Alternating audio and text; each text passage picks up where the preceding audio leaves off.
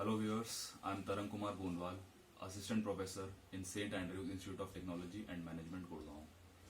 The following video is prepared as per the syllabus and course outline of Maharshi Dayanand University. However, are mostly general topics which cover the working and theoretical aspects of civil engineering. For better understanding and conceptualizing clearly, please do not skip the video and watch till end. We will be discussing about related important questions, feasibility and applications. Let's start the video. Hello students, hello everyone, welcome back to the channel. In this session, we'll continue with the subject material testing and evaluation in 4th semester of Maharishi Dayanand University. And we'll continue with the subject steel. In this topic of steel, we'll study about its various properties, types of steels, mechanical and physical properties, elasticity, plasticity behavior, ceramics as well, creep, etc. So we'll start. So what is steel? Steel is an alloy made from iron and carbon. There are over 3,500 different types of steel which can be separated into 4 groups depending on its chemical content or metal alloy contents. तो अभी हम types of steel की बात कर रहे हैं. Steel iron और carbon के अलॉय से बनता है और करीब करीब 3500 तरह की अलग अलग स्टील होती हैं जो कि मेजरली 4 ग्रुप्स में डिवाइडेड हैं उनकी केमिकल कंटेंट के बेसिस पर. So steel is an alloy, but it is the level of impurities and elements such as nickel, magnesium, molybdenum, silicon, copper, vanadium that helps to determine the grade of each steel. तो steel तो एक alloy है पर उसमें जिस level की impurities हैं उसमें निकल ऐड हो सकता है, मैग्नीशियम हो सकता है, मोलिब्डेनम हो सकता है. ये बताता है इस ग्रेड क्या है स्टील का depending upon the level of impurity. So first type is carbon steel. Carbon steel contains iron, carbon, and other alloying elements such as manganese, silicon, and copper. तो कार्बन स्टील में iron carbon तो होता ही है, उसके अलावा manganese, silicon और copper भी होता है. Carbon is however the main alloying constituent of carbon steel, which account for approximately 90% of all steel productions. तो कार्बन मेन अलॉइंग कॉन्स्टिट्यूएंट है कार्बन स्टील का जो कि रिस्पॉन्सिबल है 90% स्टील प्रोडक्शन के लिए. Carbon is the hardest element which is why carbon steel products are also very hard. Carbon एक hardest element है और इसीलिए कार्बन स्टील्स भी काफी हार्ड होते हैं. Varying the percentage of carbon produces steel with different qualities. However, higher carbon content often translates to stronger yet more brittle steel. Carbon content जैसे जैसे हम स्टील में वेरी करते जाते हैं क्वालिटीज बदलती जाती हैं स्टील की, पर कार्बन कंटेंट अगर हम ज्यादा देते हैं तो स्टील स्ट्रॉन्ग तो होगी पर वो ब्रिटल होगी. Depending on the level of carbon content, carbon steels can be classified into the following groups. Carbon content के बेसिस पे कुछ इस तरीके से स्टील्स को हम डिवाइड कर सकते हैं. फर्स्ट इज माइल्ड और low carbon steel and it contains up to 0.32% of carbon. Next is medium carbon steel and it contains from 0.3 to 0.59% of carbon. Then there are high carbon steels and they are known to contain over 0.6 to 0.99% of carbon. And in ultra high carbon steels, 1 to 2% of carbon is present. Also known as wrought iron, low carbon steel is the commonest and most effective form. It is easy to work, making it suitable for decorative products like lamp posts and fencing. wrought iron जो कि low carbon steel है, ये सबसे ज्यादा commonly use होती है और इसको इजीली हम एक शेप या फिर एक किसी भी फॉर्म में उसको मोल्ड कर सकते हैं. Then next is, as one of the stronger variants, medium carbon steel is often used to forge large structural applications and automotive components, while high carbon steel is mostly used for high strength wires and springs. तो medium carbon steel structural application के लिए use होती है और high carbon steel high strength wires या springs बनाने के लिए. And also known as cast iron, ultra high steel carbon is the hardest form of them all and often used for knives, axles, punches, and other special purposes. Since carbon steels do not contain chromium, they tend to corrode faster than almost every other type of steels. तो carbon steel जो कि जिसका ultra high carbon content है जिसमें, वो hardest form है सब में से और वो स्पेशल यूज के लिए यूज होती है, जैसे कि नाइफ बनाने के लिए, एक्सेल्स बनाने के लिए. पर कार्बन स्टील में क्रोमियम नहीं होता, तो इसलिए उसकी कोरोजन टेंडेंसी काफी हाई होती है, इजीली कोरोड कर जाता है.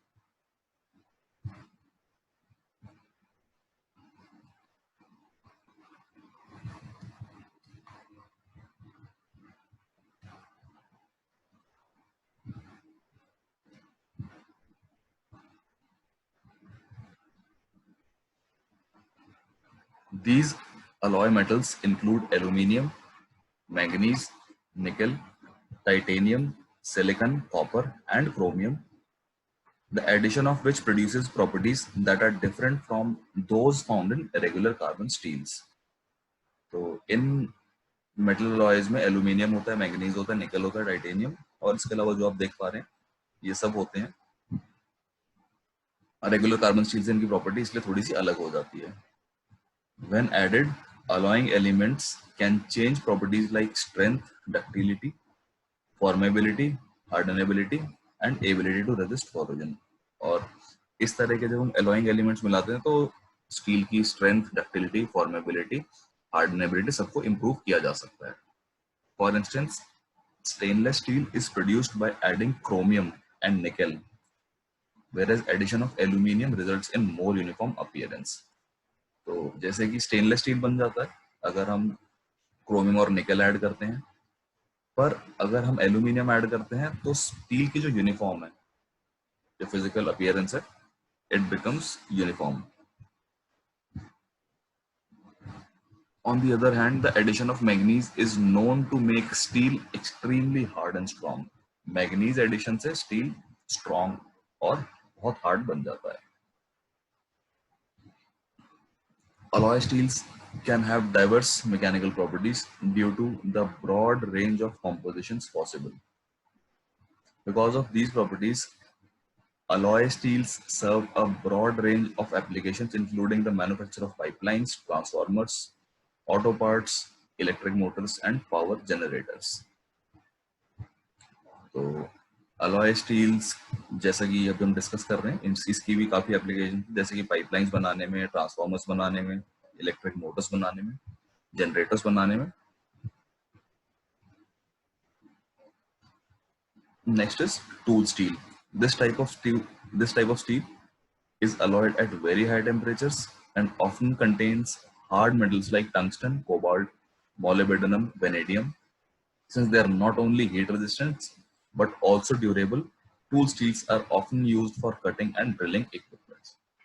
तो टूल स्टील बनाने के लिए हाई टेम्परेचर का यूज करते हैं. इसके अलावा टंगस्टन, कोबाल्ट, मोलिब्डेनम, वैनेडियम जैसे अदर मेटल्स को यूज किया जाता है, ऐड किया जाता है इसमें.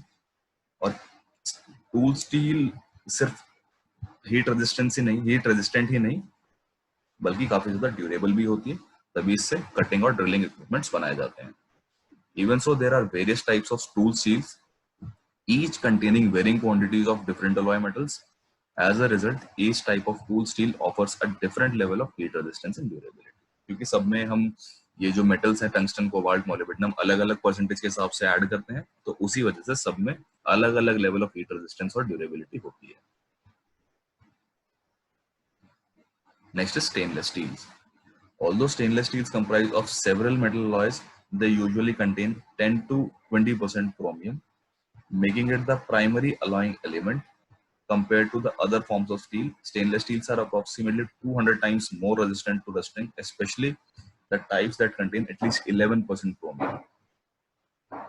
तो 10 to 20% क्रोमियम प्रेजेंट होता है और एक प्राइमरी अलॉइंग एलिमेंट बन जाता है। इसके अलावा स्टेनलेस स्टील में लगभग 200 टाइम्स ज्यादा रस्टिंग रेजिस्टेंस की कैपेसिटी होती है। As a result stainless steel is highly valued for its ability to resist corrosion, और कोरोजन को इसलिए इजीली रेजिस्ट कर पाता है। Based on their crystalline structure stainless steel fall in one of the following categories. तो stainless steel की भी कुछ कैटेगरीज हैं उसके क्रिस्टलाइन स्ट्रक्चर के मुताबिक, वो कुछ इस तरीके से हैं। First is austenitic steel. Although austenitic steels contain trace amounts of nickel, which is only 8%, and carbon 0.08%, they are high in chromium. In general, austenitic steel have a chromium content of about 18%. तो austenitic steel में chromium content लगभग 18% के around होता है।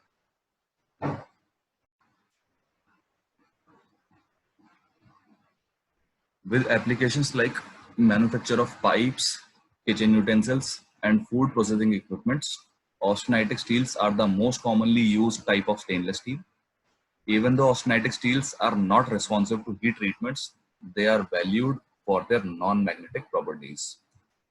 So, manufacture of pipes, kitchen utensils, food processing equipments में ही austenitic steels का इस्तेमाल होता है। और मैग्नेटिक स्टील्स काफी ज्यादा हीट रेजिस्टेंट नहीं होते हैं, पर क्योंकि वो नॉन मैग्नेटिक होते हैं इसलिए उनकी वैल्यू होती है।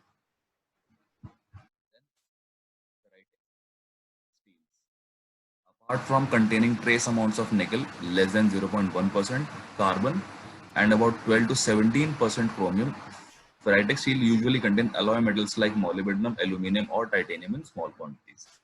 तो निकल, कार्बन और क्रोमियम के अलावा फेराइटिक स्टील और अदर अलॉय मेटल्स जैसे कि मोलिब्डेनम, एल्यूमिनियम या टाइटेनियम भी उसमें ऐड किया जाता है। Ferritic steels are magnetic, tough and very strong. However, cold working can be used to strengthen them further.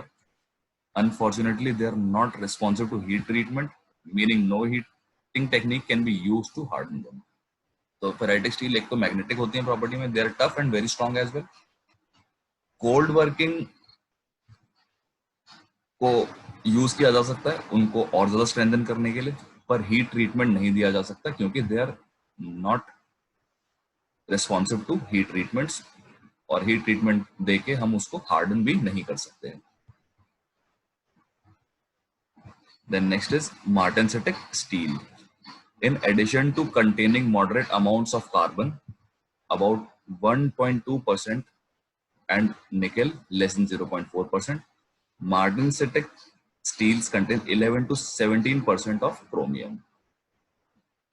Aside from having magnetic properties, martensitic steels are also responsive to heat treatments. This type is mainly used to make dental and surgical equipments, blades, knives, and several other cutting tools.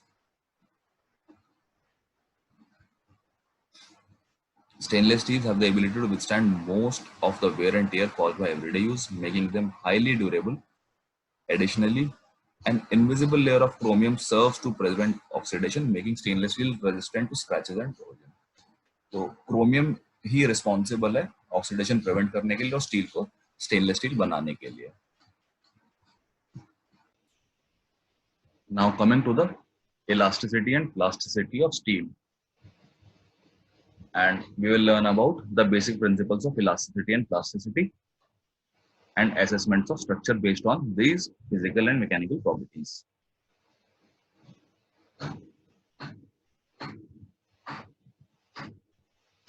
Basic principles of plasticity and elasticity.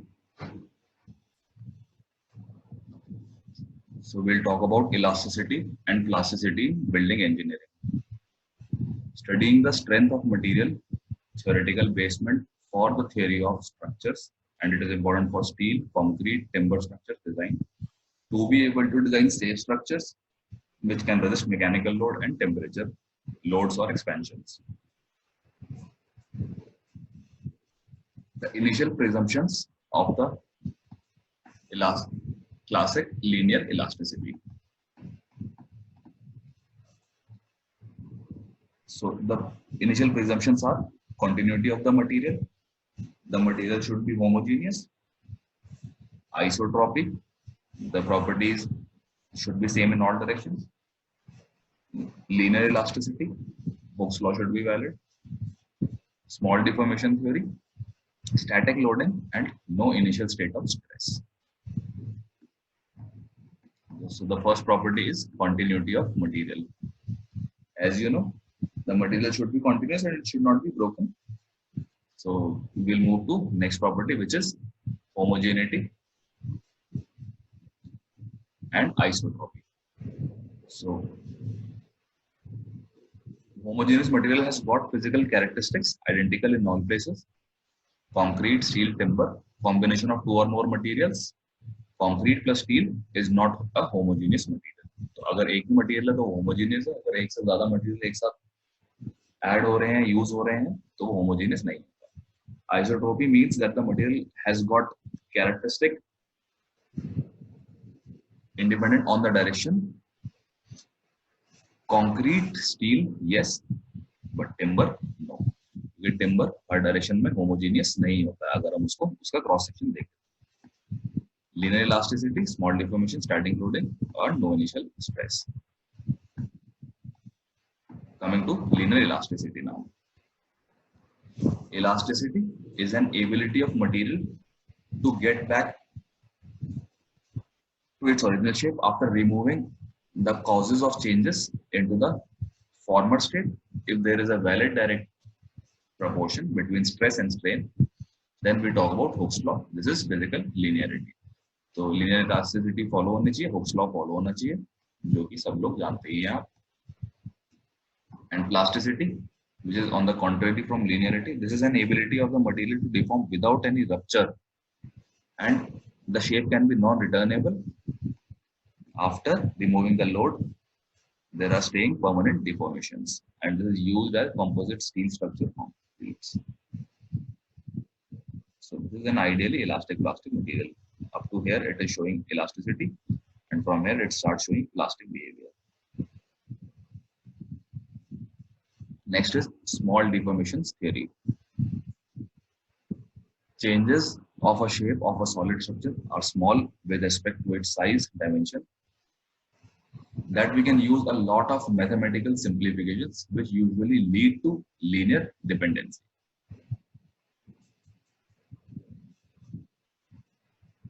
So this is the theory of small deformation, and this is the theory of large deformation.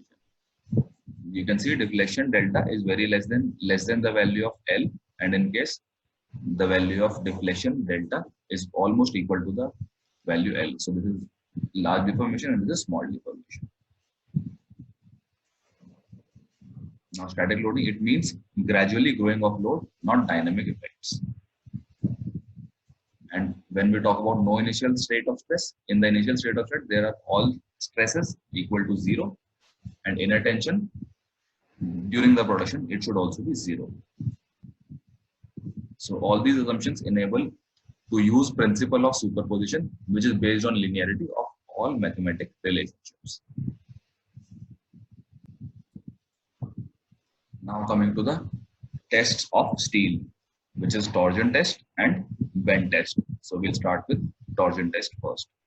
So its theory says in torsion testing, the circular bar is placed in the machine in such a way that its longitudinal axis coincides with the axis of the grip so that it remains straight during the test. ये आप जैसे कि देख पा रहे हैं, अगर ये हमारी स्टील है तो इस तरीके से इसको हमने यहाँ पे ग्रिप किया हुआ है. Then rotate one grip at the reasonable constant speed until the test piece breaks. फिर उसके बाद ये आप जैसे देख पा रहे हैं, एक इसको होल्ड करके यहाँ पे ऊपर से रोटेट किया जाता है तब तक जब तक कि हमारा जो टेस्ट पीस है टूट ना जाए. Here the shearing stresses will develop in any cross section of the bar whose value increases linearly from 0 at the center to a maximum at the outer periphery. Tropometer is used to measure the twist of an accuracy of 1 minute. तो tropometer use किया जाता है twist की accuracy को measure करने के लिए. So this is a torsion testing machine.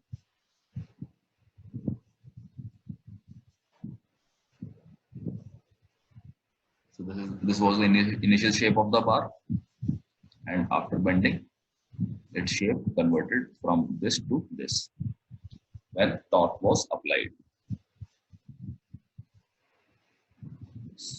So there are different types of torsion tests.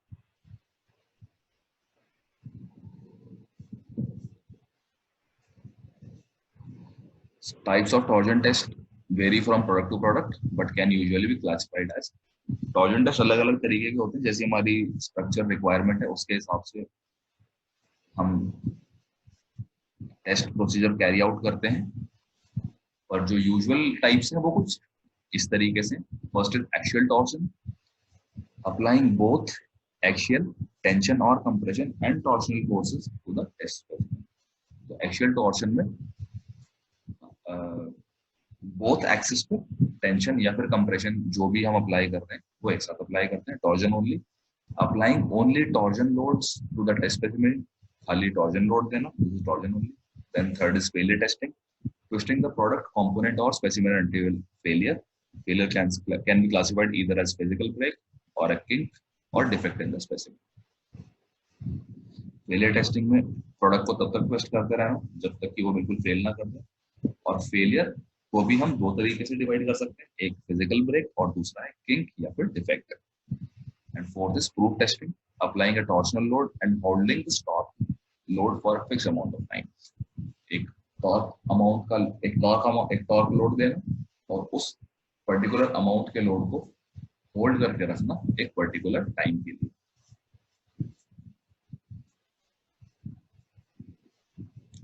So consider now the solid circular shaft of radius A, as you can see,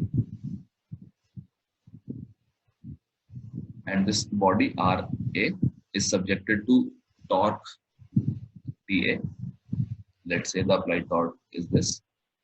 At one end, the other end being fixed, and this is the fixed end. Under the action of its torque, the length of the shaft is L, as you can see. Imagine a horizontal radial line drawn on the end face. और अगर हम एक horizontal line, अगर हम इसके end face पे बना देते हैं, when the end is twisted, the line rotates through an angle theta. अगर ये जो line है, ये actually line ऐसे थी, अभी twist होने के बाद line एक एंगल बनाएगी जो कि एंगल होगा theta. And the length of arc produced is r theta. और जो इस लेंथ है, जो आर्क की लेंथ है, इसकी वैल्यू है R into theta. Now there are different failure patterns in torsion which you can see. These are the failure patterns. Steel में break like this, like this. This is what we call defect और kink, और like this.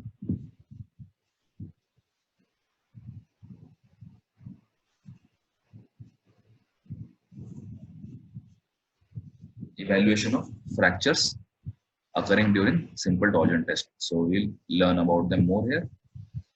For normal torsion fracture, if this is the aspect, then it is a smooth fracture plane perpendicular to wire axis or slightly oblique, no cracks in the fracture plane. कुछ इस तरीके से दिखता है. या अगर इस तरीके से, if it is brittle, fracture plane at an angle of 45 degree to wire axis, no cracks in fracture plane. तो कुछ इस तरीके से ये वाला raised portion 45 डिग्री पे फ्रैक्चर है. Fracture with local cracks and regular fracture material defects. So it could be of three types, this and this. This is smooth fracture plane perpendicular to wire axis and partially cracked, जैसे कि आप देख पा रहे हैं, partially cracked. या फिर ये इस तरीके से भी हो सकता है, step. A part of the fracture plane is still smooth, partially cracked. एक part smooth है जैसा कि आप देख पा रहे हैं, और एक part stepped है, ऐसे सीढ़ी नुमा बन गया, इस तरीके से कुछ टूटा है और ये cracked है. Then irregular fracture plane, no cracks in fracture plane. तो इस तरीके से भी हो सकता है कि जो fracture plane है वो irregular हो, पर जो surface है उस पर कोई crack ना हो. Next is fracture with spiral cracks over the whole length or large part of it. Crack formation already occurs after a low number 3 to 5 of torsions and is best visible at that. Spiral cracks होते हैं इस तरह के fracture में. The smooth fracture plane perpendicular to wire axis and partially or entirely cracked. तो कुछ इस तरीके से या तो partially cracked होगा या entirely cracked होगा. अगेन इसी की तरीके से step, a part of fracture plane is still smooth and partially or entirely cracked. ये स्टेप फॉर्म में और क्रैक को जिसमें इधर सरफेस पे नहीं, क्रैक प्लेन पे ही, सरफेस पे ही क्रैक दिखाई देता है. Brittle fracture plane at an angle of 45 degree and partially और एंटायरली क्रैक. ये भी कुछ इसी तरीके से 45 डिग्री पे आएगा, पर जो क्रैक होगा वो या तो फुली क्रैक्ड या पार्शियली क्रैक्ड आएगा फ्रैक्चर्ड सरफेस पे. Irregular fracture plane and partially और entirely cracked. Fracture plane irregular हो सकता है और पार्शियली या फिर एंटायरली क्रैक्ड हो सकता है fracture face. Now coming to bend test. So this is the machine used for testing, for carrying out the bend tests. Bend tests deform the test material at the midpoint, causing a concave surface or a bend to form without the occurrence of fracture, and are typically performed to determine the ductility or resistance to fracture of that material.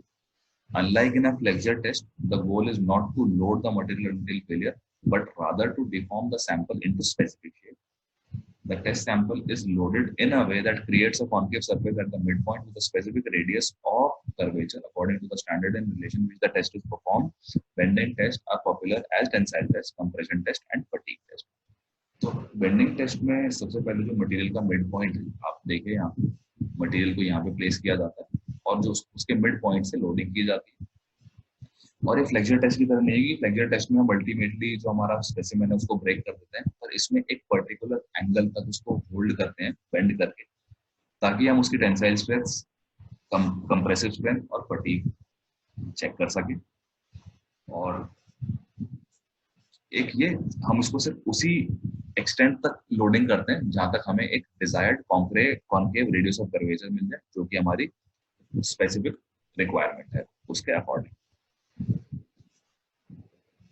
Now coming to the purpose of bending. Bend testing a material allows for determination of the material's ductility, bend to a form without the occurrence of fracture.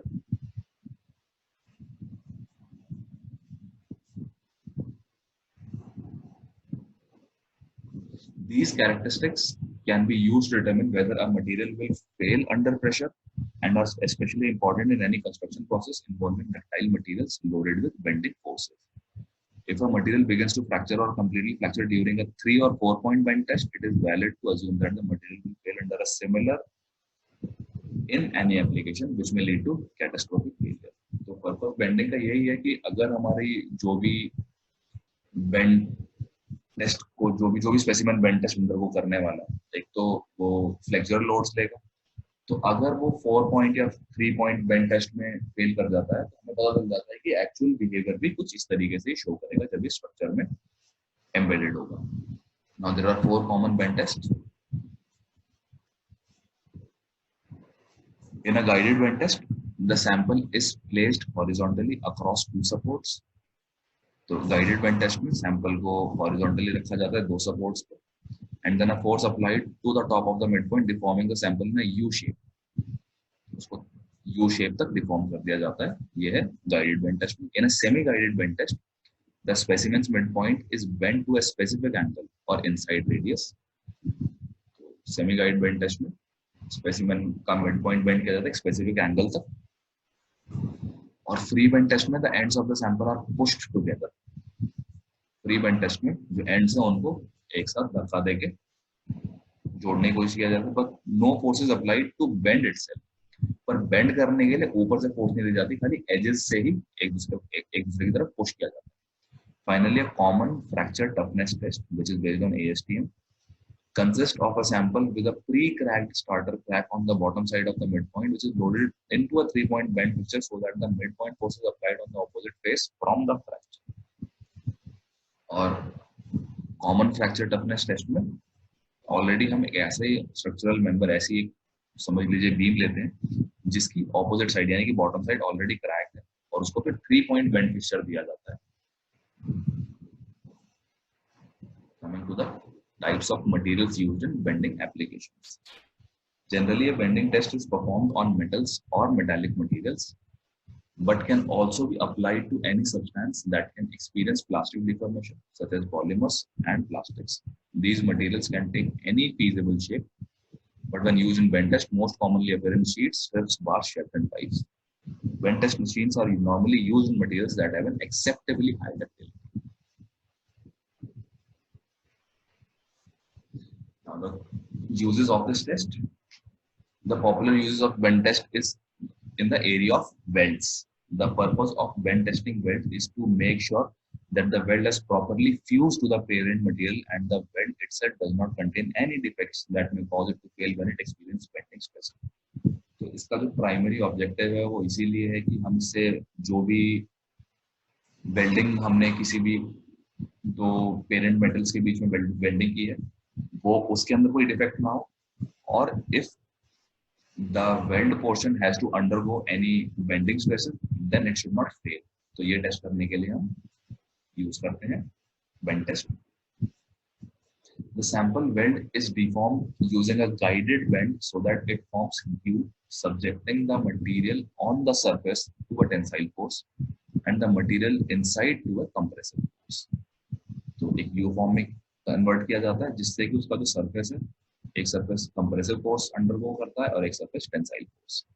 If the weld holds and shows no sign of fracture, it has passed the test and it is deemed as an acceptable weld.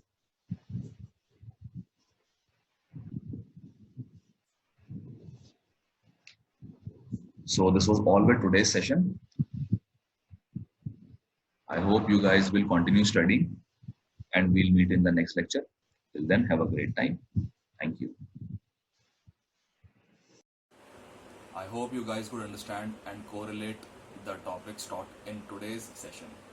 If there is any query or subject matter issue, feel free to mail me at the given email ID. Live discussion sessions could also be used for discussion of doubts. Thank you.